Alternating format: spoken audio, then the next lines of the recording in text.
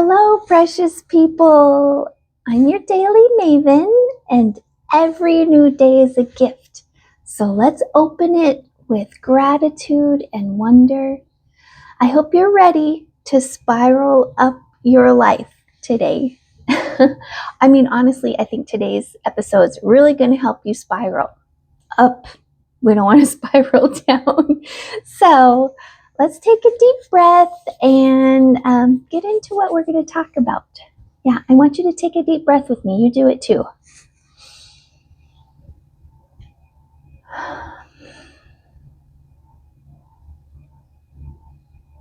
I feel so good today. I hope you feel great. I hope that breath just brought you right into the moment and you felt gratitude and you feel something warm and full in your chest, like your heart so full. That's what I felt just as soon as I did it. I'm just happy to be here. I'm drinking my little pack of creatine and cognizine is what it's called. It's not all the way dissolved, so I'll wait on that. I have my regular water. I did break my other water cup. It was so sad. I knocked it over. It was glass, but I still have my water bottle. What I wanted to talk about today was something I mentioned the other day. It is Dr. Caroline Leaf. She is a neuroscientist, I believe. Let's see if this is a communication pathologist and audiologist, worked in the area of cognitive neuroscience since 1985. She did pioneering work on neuroplasticity, which means you can change the way you think. You can build new connections in your brain. There is help. There is hope for change. You're not going to be stuck in this negative thinking spiral. So that's what these books are about. Switch on your brain. I got the workbook and the book. And I had a book club for about 3 months. We worked on this. We did one chapter a week. We watched videos each week based on the chapter we were watching. Then work through the questions. It's great. I wish I could just do all this through video with you guys, but I'm just going to go over towards the end of the book. It's called a neurocycle. It's kind of like a bicycle. You get on your bicycle and you start pedaling. This is like for your brain. Your brain's on this like bicycle. And you can change your negative patterns of thinking. So before I get started with the 5 steps that you do on your neurocycle, I wanted to tell you, I was trying to just Google and see if I could find just a quick way to describe the 5 steps, give you ideas of how you can use it. And I came up with so much information, I just couldn't even probably get through one of these articles in the amount of time I have. So I wanted to tell you where to find them. It's Dr. Leaf, which is drleaf.com. And if you just go on there and search for her articles about Neurocycle, you get one that says a 5-step neurocycle to manage low self-esteem and find your identity again after crisis or challenge. Does that sound like that would work for you? How to find your identity after a crisis or challenge. Like that could be a divorce, that could be losing your husband to death, or losing a child. Your identity is affected by those kinds of things. And low self-esteem is just something a lot of people deal with. How I use Neurocycle to overcome the if only, should have, could have thinking trap. And when I was in therapy, my therapist like, stop shoulding on yourself. Because I was like, I should have. And she's like, don't should on yourself. I was like, I'm never going to forget that. I thought that was so funny. Yeah, don't should on yourself. If only, should have, could have, would have. The third article I found was how to use the neurocycle to break the cycle of OCD thinking and manage intrusive thoughts. So if that sounds like you, there might be help. Do you see my, hi buddy, how are you? Good boy. That's Lucky. He's my grand dog and he's visiting today. And then the fourth article I found on drleaf.com is how to use the Neurocycle to break cycles, heal generational trauma, and end toxic family patterns. And then it says how the Neurocycle influences epigenetics and changes genes. Because there is a way, your brain's like programmed from your childhood, from your experiences to think a certain way. And then we get into these, just the easiest path for your brain to think is how it thinks. And sometimes it's this negative pattern over and over. And you can actually, through effort, change the patterns in your brain, build new, I think she called them little trees. There's these little things in your neurons, and it grows off, and like a toxic thought can like blow up. The more you feed it, it grows stronger in your brain. And then the more you like just skip over that thought and replace it with a positive thought or a positive affirmation, you can grow a new tree and that one will die. So you can switch on your brain. You can change your brain. Your brain is plastic. It's not easy. It's not like, and that's what this book, when you're on the Neurocycle and you're doing this Neurocycle every day, she has you do 3 whole, what is it called? It's a 21-day brain detox. And you do 3 of these detoxes right in a row for one toxic thought that you have. So when I was doing this, after I got to the end of the book, I made this paper for myself. And I printed on both sides. And this is what I go through every day for 21 days. And at the end of the 21 days, I start over again. I have a new sheet every day. And I could go back and look at my sheets and see like a pattern of toxic thoughts and what would come up. But I'm going to go through these 5 steps with you, just how they're written down on my paper. Then I'm going to go through, I had this metacognition, what's that called when it's like a circle, a mind map, I believe is what it's called. If you want, Google, search up on YouTube how to make a mind map. It's really interesting. So the first step is to gather.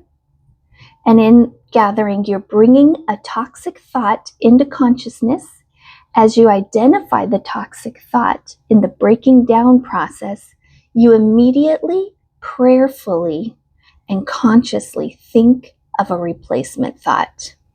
So in the book, I have it bookmarked. I had some stuff I wanted to read about this the gather step.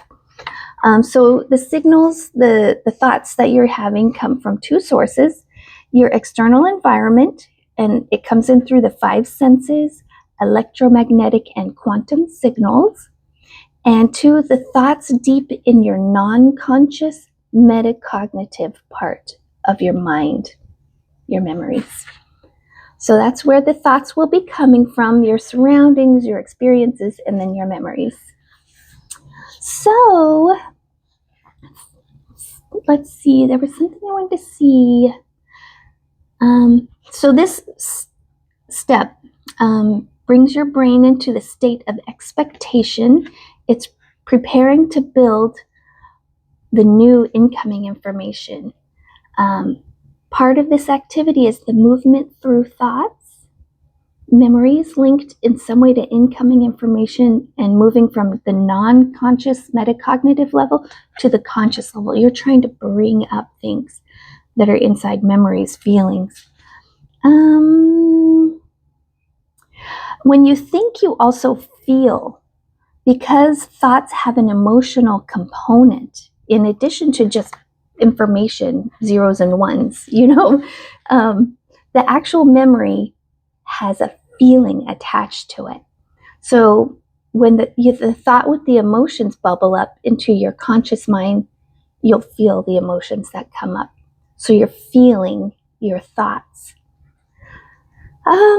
Your attitudes, positive or negative, not only can't be hidden from others, they also have a profound impact on your own brain and body. So the attitude is activated. If the attitude activated is negative, then the emotional response will naturally be negative or stressful. If the attitude's positive, the feeling will be peaceful. The truth is that your attitude will be revealed no matter how much you try to hide it. I believe that. I know I try hard just to be positive, be a good person, but sometimes there's just sometimes it will bubble up, just what's inside. The second one is focused reflection. To loosen up your toxic branches and grow and integrate the healthy branches, you reflect on the positive replacement thought for that branch. Don't dwell on the negative because it will grow. Focus on what you're replacing the negative with. So if mine was like anxiety, I'll have to go into mine hopefully pretty soon. When you think of that negative thought, you're replacing it instantly with a positive, affirming thought. Writing is the third step. Start shaking the branches to loosen the glue. There's these little trees that grow on your neurons. And you remove the energy from that toxic thought so it can die. Add more information and link with other branches by writing the positive along with the negative. So you're writing down, let me see if I could find what I wanted to write. How to write your thoughts. It's important. There are different ways of writing down information that work more effectively with your brain than traditional like note-taking. I encourage anyone who keeps a thought journal to be creative, like bring up new words, new thoughts, like be creative. It will stretch your brain and make those new connections. Don't limit yourself to just writing in straight lines. If there are words or associations or groupings, as you focus on information, group those on a page. Draw a picture or a diagram to go with the thought expression. Add color and texture. Pour out your impressions in your mind onto the page. So the fourth step is to shift the glue and the energy to the new healthy thought. You're going to do the same thing in the breaking down and building up process here. This step crosses over because you're planning the solution to replace the problem. This starts stabilizing those branches and firmly glues those the bonds together. Now, how to redesign thoughts. This is called revisit. Step 4 is revisiting. You evaluate what you've written down. You work out what that new healthy thought you want to build is going to be. You work out the way forward a little bit at a time. Like I said, this is like a 63-day process. So you don't have to have it all on day one figured out. You're going through these steps every day and you're refining it a little more each day. Evaluate how toxic the thought is, then retranscribe it to be a healthy and strong part of your memory library. You are reprogramming your brain, pretty much, by working through these steps. Then the fifth step is something you do all day long. Sure, the first 4 steps you do once a day in the morning. It should take you no more than 7 to 10 minutes. You don't want to dwell on those negative thoughts that long. Feel them, let them come up, deal with them, switch them, and then have that positive thought. I just realized I have this thing here. I might be able to get to tell you about it in just a minute. Your active reach. So now what the active reach is you're melting these branches down. You're burning that pile of tinder. It is going to be gone. It's the same step as the breaking down process, but you're actually going to finalize, plan, and do this active reach throughout the day. So it's like 7 times a day, you're going to say these words or a saying or your affirmation, and it shouldn't take more than a minute to do that part 7 times the rest of the day. So it it builds it into a long-term memory. That's the final, because you're working on memories, how you're operating, how you're processing your day-to-day experiences is based on this like processing system that you have going on inside your um, brain. So my my neurocycle that I worked on was around anxiety. I'm like, why am I anxious? So I wrote down my origin story, like where did my anxiety come from? Like I'm so afraid to do something wrong. I go through my whole day like, oh, I can't. I like, well, I have to put so much energy and I have to be so.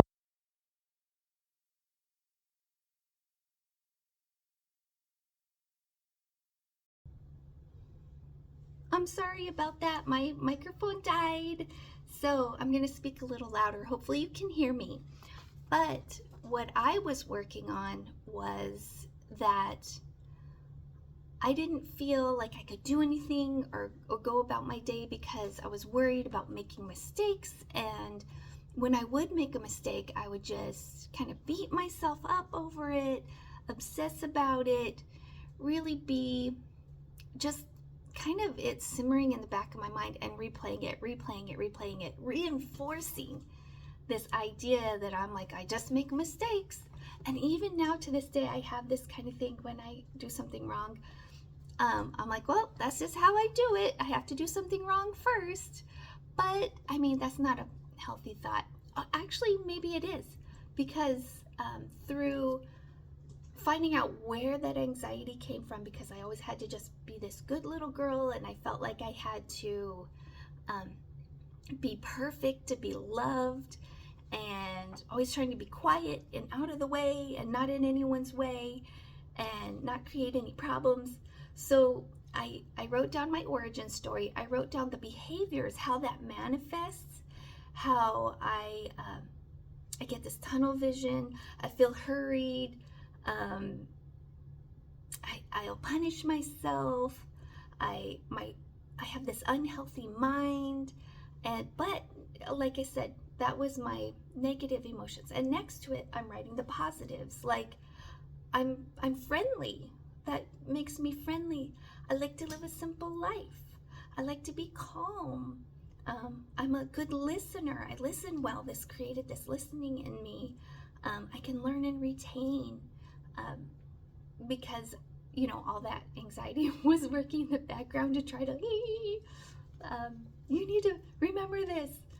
So along with the negative, I put my positive, like this has served me.